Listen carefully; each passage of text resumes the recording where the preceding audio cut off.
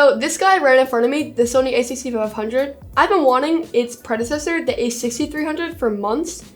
And when Sony dropped the A6500, it made it irresistible for me and I had to pick it up.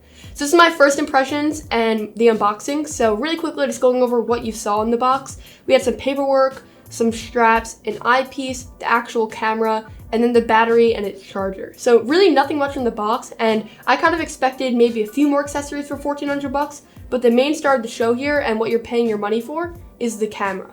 So the A6500 in front of me is the successor to the A6300, which is actually still on sale for around $1,000, which is a great deal if you don't want the new features on the 6500. And we'll definitely discuss those in this video, but the main ones are the touchscreen, more on that later.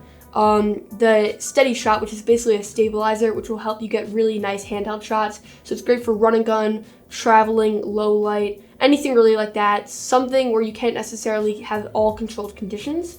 Another feature of this camera is just the refinements to the build. It now has a larger hand grip, so it's easier to hold for an extended period of time without feeling fatigue. The 6300 was just a tiny bit too short, and it actually got annoying after like an hour of holding it or so. There's other smaller features also with this camera, but the main ones are what I just mentioned, alongside a refined menu system, which actually is pretty useful because that's a main interface on the camera and the way you really control everything. So this video is just going to be a first impressions, as I said, but if you want a full review of it, definitely leave a like on this video and I'll be sure to get that out to you guys. But the first thing I want to address here is the form factor and the build, because it's awesome. As I already mentioned, the hand grip just feels a lot better for shooting sports or travel shooting, or even just holding it for handheld video. But another thing is the fact that I was coming from a 70D, which you're seeing me on now. This is probably going to be the last video recorded on it. And the form factor is just really different from the 6500. It's a lot bigger, bulkier, and heavier. And that's to be expected because it's a DSLR versus a mirrorless camera, so I can't really say that the Canon camera is bad for its form factor, but there's just something about the smaller form factor that's awesome for vlogging and traveling and just using it in general. It will pose a problem though if you're going to put it on a tripod mount with certain lenses, as it's going to rub up against the tripod plate, but you can fix that with like a cheap cage. And then the other issue that you're going to see is just that it's going to be very top heavy if you're using heavier lenses. So for me, that might be an issue with my Sigma 18-35mm lens when I use it with the MC11 adapter. But again, that can be fixed with a cage and that will kind of balance it out. Overall though, like just holding this in the hand, it just feels great. It's a great experience and the build quality feels very, very premium. So the next thing is that on Twitter, I tweeted out a picture of this. I was super hyped to have it and I asked you guys what you wanted me to address in this first video. And a lot of people wanted to know how it was for vlogging. So as you saw me open in the beginning of this video, I got the Sony 10-18mm f4 lens. It's a native lens. It's really fast and wide, and it's going to be perfect for shooting A-roll or vlogging. So 10mm on an APS-C sensor is actually very wide, but it's also very usable at 18mm when I want to shoot B-roll shots. So it's just a really versatile lens, and this in combination with my 18-35mm lens will be the perfect focal length for me as of now. But the 10-18mm lens is definitely a lens that I would recommend to use for vlogging. So let me actually show you guys what the vlogging setup would be with this. So right here, I have this little Manfrotto tripod. It's actually the perfect tripod for traveling, as you can sit down at a table like so, but then also hold it to vlog.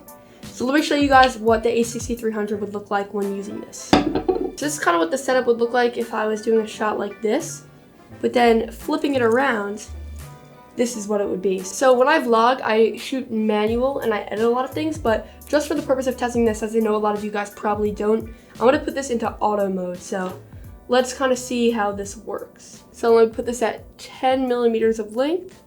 Let's go. So what's up guys, this is a quick test. The picture profile is on auto mode, and a lot of the settings are in auto as I haven't really fixed everything, but this is just if you were to take it right out of the box, this is kind of the quality that you would get, and obviously with some fine tuning, you could really up the quality a ton.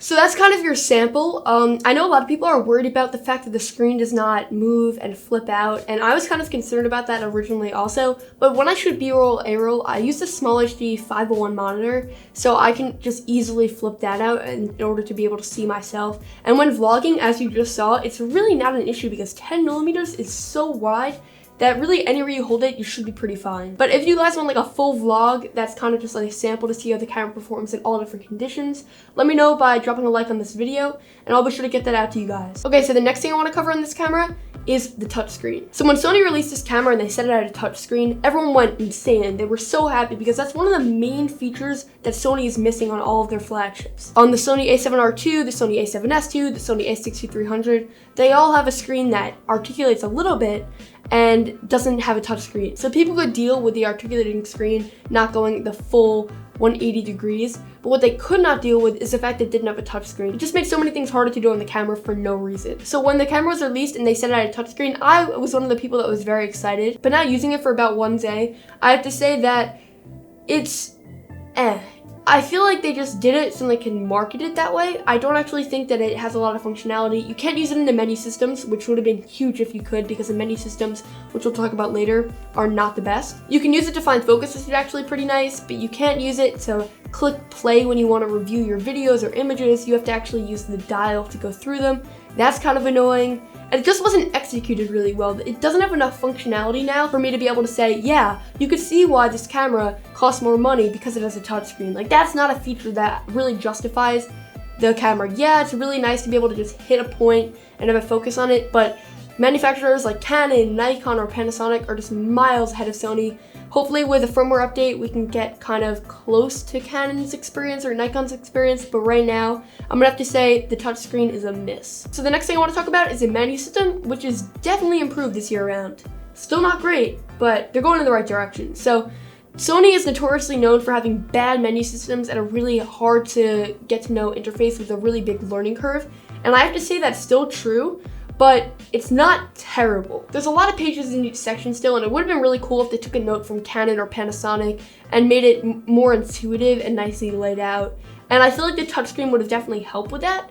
But the menu systems aren't horrible. Like, after 1 day I've used them, kind of already getting my way around them. I still have to go through to find features like the formatting or stuff like that. It still takes me a few minutes to find that because some of the sections have like 14 pages. So yeah, we can keep bashing on them, but they're definitely trying. So hopefully in the next few years, they just become really, really good and intuitive. But for now, they're not necessarily a complete miss, but they're still not great. Okay, so the final two things I want to discuss in this video are the steady shot and the video quality. So in terms of steady shot, there's not much to say here. It makes the shots very stable, and it definitely will help if you have a lens that doesn't have in-body stabilization. So that's gonna be really good. It's gonna be good for low light and handheld shots, like I already mentioned. But yeah, I think they did a good job executing that. So I can definitely see this helping to justify the $400 price tag jump because it's really, really useful for people that travel or do a lot of handheld shooting. Okay, finally, what you guys have probably all been waiting for, video quality. So the Sony A6500's video quality is actually pretty top notch. I obviously haven't had a really long time using it, but from my testing, it's been pretty good. But the real feature I'm happy about is the fact that this no longer overheats after like 20 minutes. So